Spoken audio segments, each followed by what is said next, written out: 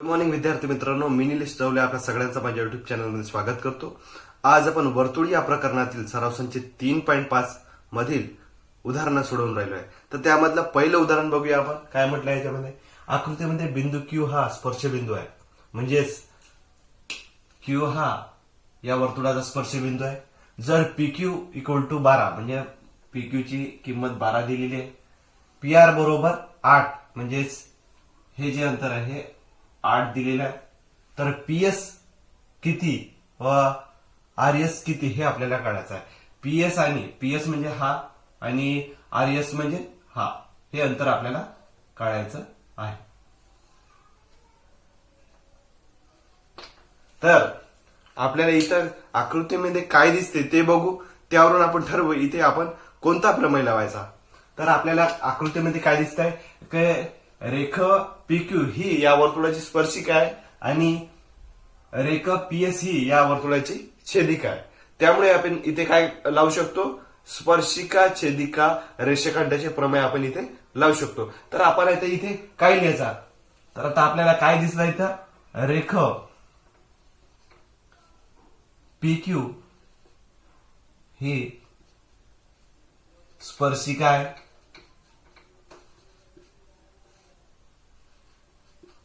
आणि रेखा PS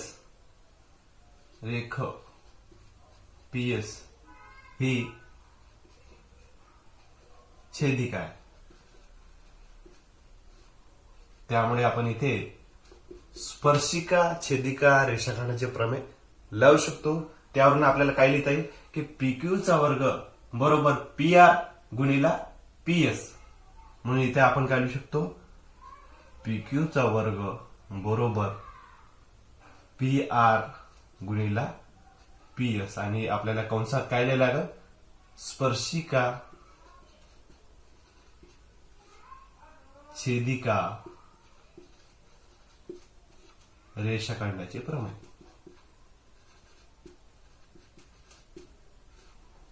आता आपण दिलेल्या किमती आपण इथे टाकूया. काय काय दिले आपल्याला, PQ म्हणजेच 12 चा वर्ग, PR किती दिले 8, PS काय आहे काढायचा आपल्याला. मग आपण काय करू, हे जे 8 आहे हे गुणाकारात आहे, इकडे गेले तर भागाकारात जाईल. 12 चा वर्ग आहे म्हणजे 12 ला 2 वेळा लिहू, भागीला 8 बरोबर PS. आता 8 आणि 12 मध्ये भाग जाणारी संख्या शोधू. 4 चा या संख्येमध्ये 2 वेळा भाग जातो, 4 दुनी 8 आणि 4 तिरी 12. त्यानंतर 4 तिरी 12, 4 दुनी 8. त्यानंतर आपल्याला काय करता येईल, या 2 चा या 12 मध्ये भाग देऊ, 2 छक 12 म्हणजे इथे किती आले, 3 गुणिला 6 बरोबर PS. म्हणून आपण इथे काय लिहू शकतो, PS बरोबर 3 छक 18. PS ची किंमत आपल्याला मिळालेली आहे. आता आपल्याला काय काढायचं आहे, PS निघलेला आहे, आता RS काढायचा आहे. RS काढण्यासाठी आपल्याला काय करायला लागेल, PS चे जर आपण ऍडिशन PS ची किंमत काढायची आहे तर आपण काय करू, PS बरोबर PR अधिक RS, कारण ते एक रेषीय आहे. तर आपण काय करू, PS बरोबर PR अधिक RS कंसात आपल्याला इथं लिहिता येईल P-R' एक रेषीय. त्याच्यामुळे आता आपण PS ची किंमत मिळाली 18, PR ची आपल्याला माहिती आहे अगोदरच, RS ची काढूया. म्हणून इकडे आपण लिहू RS बरोबर 18 वजा 8, म्हणून आपल्याला RS बरोबर किती मिळालेले 10. म्हणून उत्तरामध्ये आपल्याला काय लिहिता येईल, तर PS बरोबर आपण किती काढली, PS ची किंमत 18 आणि RS बरोबर 10 आहे. अशा पद्धतीने हे पहिलं उदाहरण आपण सोडवलेलं आहे. यानंतर आपण दुसरं उदाहरण सोडवूया. आपण दुसरं उदाहरण बघत आहे. या दुसऱ्या उदाहरणामध्ये आपल्याला काय दिलंय ते बघू. आकृतीमध्ये जीवा MN आणि RS एकमेकांना बिंदू D मध्ये छेदतात. इथे जीवा MN आणि RS D मध्ये छेदतात. यामध्ये आपल्याला पहिल्या उदाहरणामध्ये काय दिलं की RD बरोबर 15 याची किंमत दिली आहे, DS बरोबर 4, MD बरोबर 8, तर DN काढा. हे अगदी सोपी उदाहरण आहे. त्यानंतर दुसऱ्यामध्ये काय दिलं की आर एस बरोबर 18 म्हणजे पूर्ण जीवेची लांबी दिलाय. एमडी बरोबर 9 म्हणजे याची डीएन बरोबर 8. तर डीएस काढा म्हणजे या भागाची आपल्याला किंमत काढायची आहे. तर आता आपण याला सोडवण्यासाठी पहिले इथे दिले काय ते आपण इथे लिहून घेऊ. तर इथे आपल्याला दिलेलं आहे की जीवा एमएन आणि आर एस एकमेकींना बिंदू डी मध्ये छेदतात. तर आता आपण आकृतीकडे बघू. जीवा एमएन आणि आर एस हे वर्तुळाच्या अंतर्भागामध्ये छेदत आहे. त्यामुळे जीवेच्या आंतरछेदनाचा प्रमेय लावून आपण काय लिहू शकतो की इथे आर डी गुणिला डीएस बरोबर एम डी गुणिला डीएन असं आपण लिहू शकतो. आणि कंसात आपल्याला काय लिहायला लागेल, जीवेच्या आंतरछेदनाच्या प्रमेयावरून आपल्याला असं लिहिता येईल. म्हणून आता आरडी ची किंमत किती दिली आपल्याला 15, डीएस 4, एमडी 8, डीएन काढायचा आहे. पण हे गुणाकारात इकडे नेऊ भागाकारात जाईल. 15 गुणिला 4 भागिला 8 बरोबर डीएन. 4 दुनी 8 आणि 2चा याच्यामध्ये भाग गेला तर 7.5 येईल. म्हणून डीएन बरोबर किती निघलंय आपलं 7.5. आता आपल्याला काय काढायचं आहे, आपल्याला डीएस काढायचा दुसऱ्या उदाहरणामध्ये. दुसऱ्या उदाहरणाला आपण लिहू. यामध्ये आपल्याला आर एस बरोबर 18 दिलेलं आहे म्हणजे पूर्ण जीवेची लांबी दिलेली आहे. तर आपल्याला आर डी याची जी लांबी आपण एक्स घेऊ. आणि आपल्याला काय दिसतंय की आर डी एक्स, डी हा बिंदू आर एस च्या दरम्यान आहे. म्हणून आपण काय लिहू शकतो, आर एस बरोबर आर डी अधिक डीएस. इथे आपल्याला काय लिहिलं आहे, आर डॅश डी डॅश एक दिशा. आर एस आपण घेतलेला आहे 18, आर डी एक्स आणि डी एक्स. म्हणून आपण डीएस बरोबर 18 वजा एक्स लिहू शकतो. इथं 18 वजा एक्स. आता जीवेच्या आंतरछेदनाच्या प्रमेयावरून आपण काय लिहू शकतो की आर डी इंटू डीएस बरोबर एम डी इंटू डीएन. इथं कंसात जीवेच्या आंतरछेदनाचा प्रमेय इथं लिहायचं. आता आपण किमती भरूया. इथं आरडी ची किंमत किती दिली आपल्याला, एक्स घेतली आपण. डीएस ची किंमत आपण 18 वजा एक्स घेऊ. एमडी ची किंमत आपल्याला इथं 9 दिलेली आहे. डीएन ची आपण 8 घेत दिलेली आहे. त्याला सोडव. 18 गुणिले एक्स म्हणजे 18 x, x into x x वर्ग आणि इथे 9 8 72 होते, त्याला इकडे घेतले तर 72 वजा वेळे. आता आपल्याला काय दिसत आहे, हे वर्ग समीकरण दिसत आहे. पण त्याला आता आपण वर्ग समीकरणाच्या सामान्य स्वरूपात लिहू. म्हणजे एक्स वर्ग अधिक 18x वजा 72 बरोबर 0. तर इथे वजा 1 ने आपण याला गुणून टाकू. याला जर गुणलं तर काय होईल, एक्स वर्ग वजा 18x अधिक 72 बरोबर 0. आता आपल्याला इथं लिहायसाठी जागा पाहिजे. पॉज करू. आता आपण या समीकरणाला इथे लिहून घेऊ. एक्स वर्ग वजा 18x अधिक 72 बरोबर 0. आपल्याला या मधल्या पदाची फोड करायची आहे आणि ज्याचा गुणाकार 72 आला पाहिजे आणि वजा बाकी त्याची 18x आली पाहिजे. तर 12 याची आपण अशी फोड करू शकतो 12 आणि 6, ज्याचा गुणाकार किती 72 येईल आणि ज्याची वजा बाकी त्याच्यासाठी आपल्याला इथं वजा द्यावा लागेल. याचा वजा दिलं तर इथे गुणाकार 72 धन 72 येतो किंवा प्लस 72 येतो आणि त्याची वजा बाकी वजा 18 येते. तर आता आपण इथे लिहूया. एक्स वर्ग वजा 12x वजा 6x अधिक 72 बरोबर 0. एक्स कॉमन काढू, एक्स वजा 12, याच्यात 6 कॉमन काढू आपण, 6 एक्स वजा 12 बरोबर 0. वजा वजा अधिक होते म्हणजे ही स्थिती प्राप्त होते. म्हणजे इथं आता आपण हे कॉमन घेऊ शकतो, एक्स वजा 12 आणि एक्स वजा 6 बरोबर 0. म्हणून एक्स वजा 12 बरोबर 0 किंवा एक्स वजा 6 बरोबर 0. म्हणून एक्स बरोबर 12 किंवा एक्स बरोबर 6. परंतु आरडी आकृतीमध्ये काय असते, मोठी दिसत आहे, म्हणून RD is greater than DS. आरडीची किंमतच आहे एक्स, एक्स ही किंमत काय, आरडीची किंमत आहे, म्हणून RD is greater than DS. म्हणून एक्स बरोबर 6 ही किंमत अग्राह्य धरू, अग्राह्य. तर एक्स बरोबर 12 ही ग्राह्य धरू,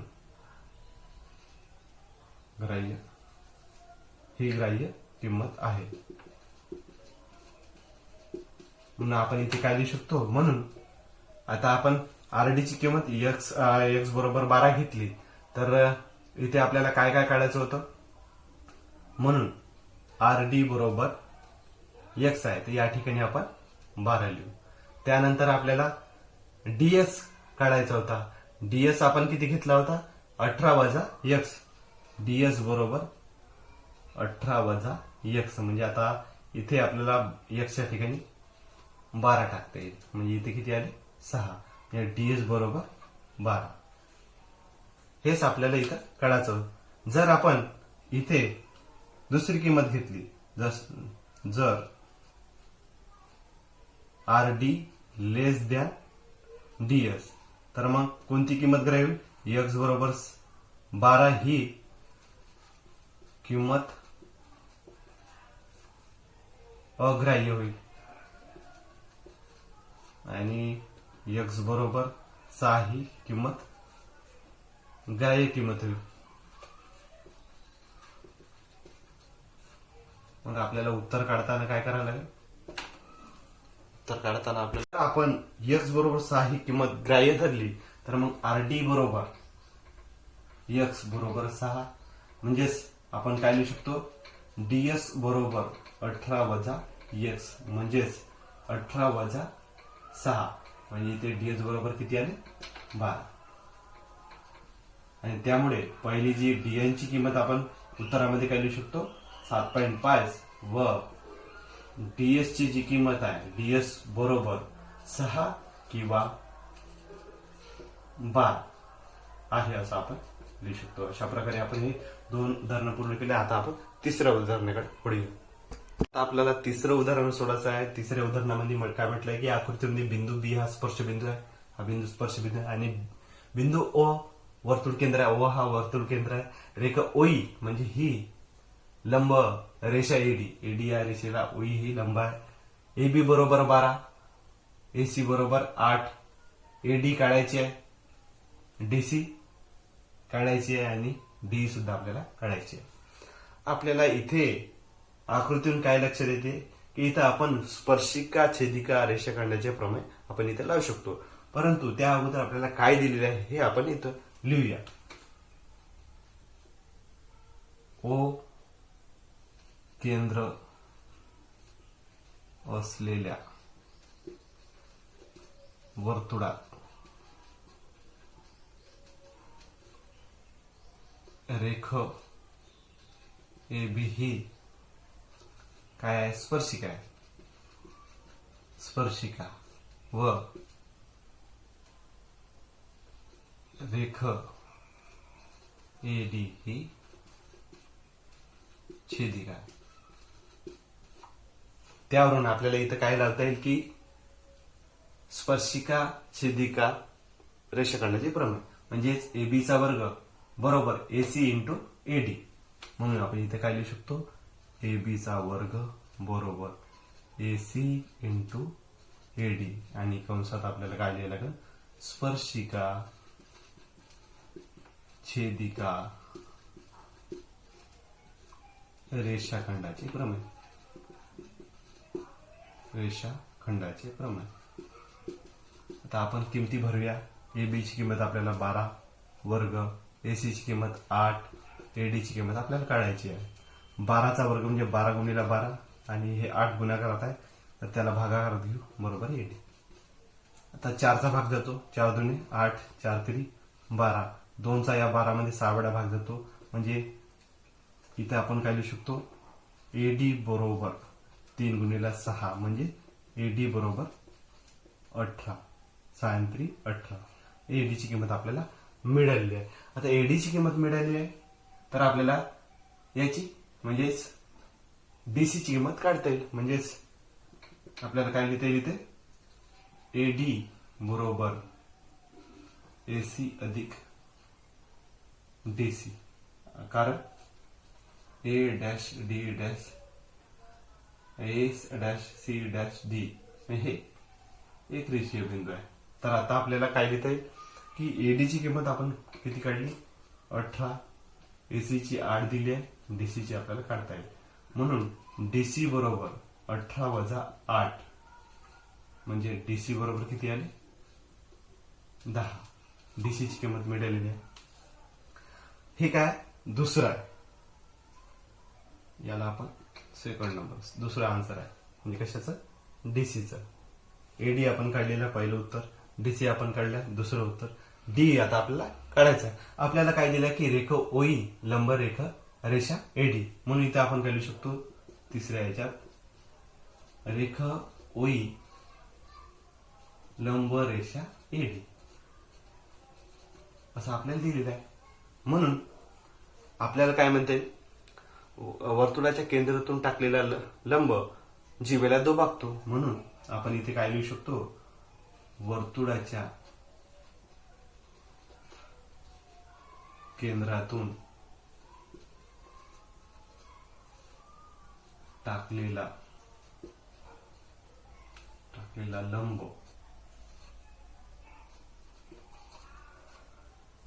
जीवेला दुभागतो. जीवाला दुभागतो म्हणजेच डीसी ही जीव आहे. म्हणून डीसी बरोबर आपल्याला काय काढायचं आहे, डी काढायचं आहे. म्हणजे 1/2 डीसी आपल्याला लिहिता येईल. जीवेचे 2 भाग झाले. म्हणजेच आता डी काढायचं आहे, डी बरोबर 1/2 डीसी आपण काढलेला आहे. डीसी 10 आहे, 2 पंचे 10 म्हणजे डी ची किंमत किती निघाली, 5. तिसरं उत्तर. म्हणून शेवटी आपण काय लिहू की उत्तरामध्ये पहिलं काय काढलं आपण, एडी आपण किती काढला, 18. त्यानंतर दुसरं काय काढलं आपण, डीसी काढलाय 10. आणि तिसरं आपण काय काढलं, डी वर किती, 5. अशा पद्धतीने आपण तिसरं उदाहरण सोडवलेलं आहे. यानंतर आपण चौथं उदाहरण सोडवूया.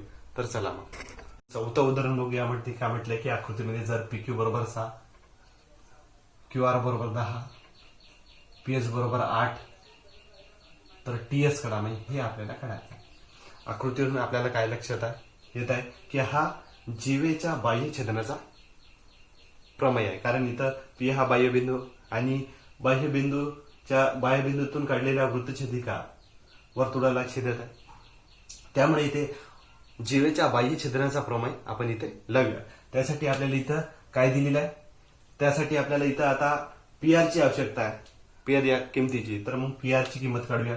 पीआर बरोबर काय होते, पीक्यू अधिक क्यूआर होते. कारण हे तिन्ही बिंदू कसे एक रेषा आहे.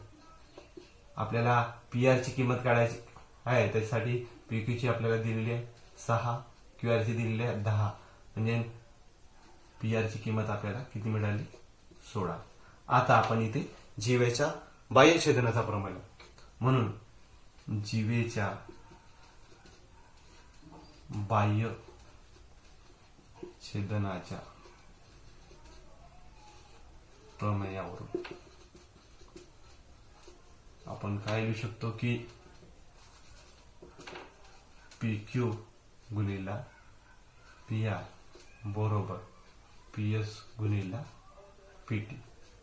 PQ आपल्याला किती दिलेला आहे 6. PR आपण काढलेला आहे. PS किती दिला आहे 8.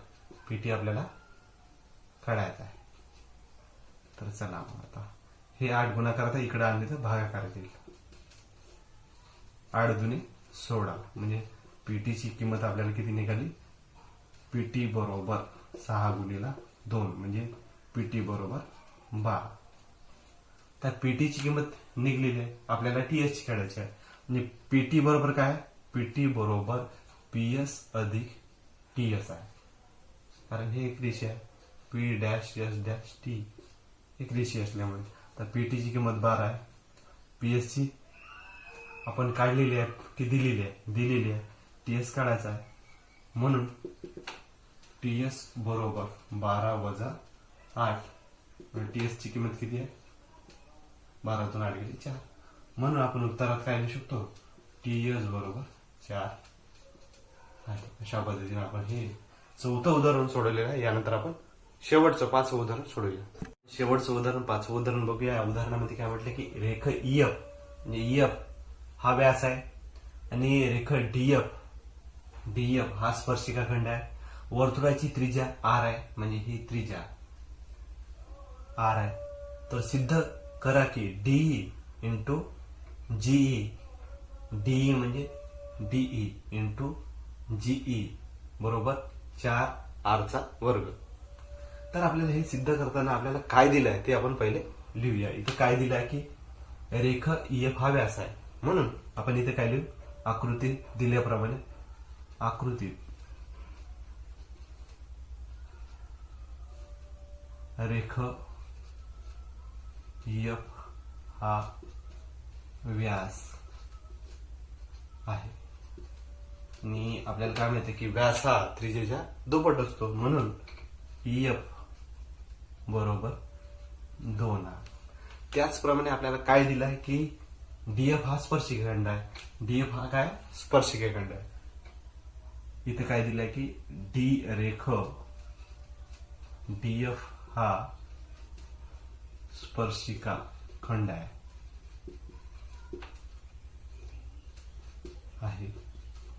व F हा स्पर्श बिंदू आहे. F हा स्पर्श बिंदू आहे. त्यावरून आपल्याला काय लिहिता येईल स्पर्शिका त्रिज्या प्रमेयानुसार HFD हा जो कोन आहे हा 90 अंशाचा होतो म्हणून आपण काय लिहू शकतो अँगल HFD बरोबर 90 अंश किंवा म्हणजेच आपण HFD म्हणजेच काय EFD म्हणजेच EFD बरोबर 90 अंश. याच्यात आपल्याला काय लिहिता येईल स्पर्शिका त्रिज्या प्रमेय या प्रमेयानुसार आपल्याला असं लिहिता येईल. त्यानंतर आपल्याला काय दिसत आहे काय EFD हा काय काटकोन त्रिकोण आहे. त्यानंतर आपण काय लिहू त्रिकोण EFD हा काटकोन त्रिकोण आहे. त्रिकोण आहे आणि काटकोन त्रिकोण असल्यामुळे आपण इथे पायथागोरसचा प्रमेय लावू शकतो. म्हणजे EFD चा वर्ग हा EF चा वर्ग अधिक FD चा वर्ग एवढा असतो म्हणून पायथागोरसच्या प्रमेयावरून प्रमेयावरून आपण काय लिहू शकतो की DE चा वर्ग बरोबर EF चा किंवा DF चा वर्ग अधिक EF चा वर्ग आपण लिहू शकतो. याला आपण विधान 1 मानू. त्यानंतर आपल्याला काय दिसत आहे की ही स्पर्शिका आहे आणि हे वृत्तछेदिका आहे म्हणून स्पर्शिका छेदिका रेषाखंडाच्या प्रमेयानुसार आपण काय लिहू शकतो की DF चा वर्ग बरोबर DG इंटू D असं आपण लिहू शकतो. याच्यात कंसात आपण काय लिहू स्पर्शिका छेदिका रेषाखंडाचे प्रमेय याप्रमाणेनुसार आपण लिहू शकतो। याला आपण 2 नंबर देऊ। आता आपण काय करू, हे 2 नंबर जी df वर्गाची किंमत आपण समीकरण 1 मध्ये ठेवू किंवा विधान 1 मध्ये। विधान 2 ची किंमत विधान 1 मध्ये ठेवू। आता विधान 1 मध्ये ठेवूया आपण। इथे काय आहे, डी चा वर्ग बरोबर df च्या ठिकाणी dg इंटू डी आणि इथे ef आहे, ef च्या ठिकाणी आपल्याला ef बरोबर काय आहे, आपण इथं दिलं आहे 2r, इथे आपण 2r चा वर्ग करूया। आता ही जी किंमत आहे इकडे आणू, म्हणजेच डी चा वर्ग वजा dg इंटू डी बरोबर अधिक आता ते तिकडे गेले, म्हणजेच बरोबर 4r चा वर्ग। 2r चा वर्ग म्हणजे 2r चा 2 चा वर्ग 4 आणि r चा वर्ग r चा वर्ग म्हणजे r चा वर्ग। तर आता आपल्याला इथं d कॉमन आहे, म्हणजे d कंसात d वजा dg बरोबर 4r चा वर्ग। आता आपण d वजा dg काय होते, d वजा dg म्हणजे काय येते, g येते, म्हणून आपण इथं काय लिहू, d इंटू g बरोबर 4r चा वर्ग। आणि हेच आपल्याला इथं प्रूव्ह करायचं होतं। आता आपला हा सराव संच संपलेला आहे। जर आपल्याला हा व्हिडिओ आवडला असेल तर लाईक करा, कमेंट करा, शेअर करा आणि पुढील व्हिडिओच्या नोटिफिकेशनसाठी सबस्क्राईब करा। धन्यवाद।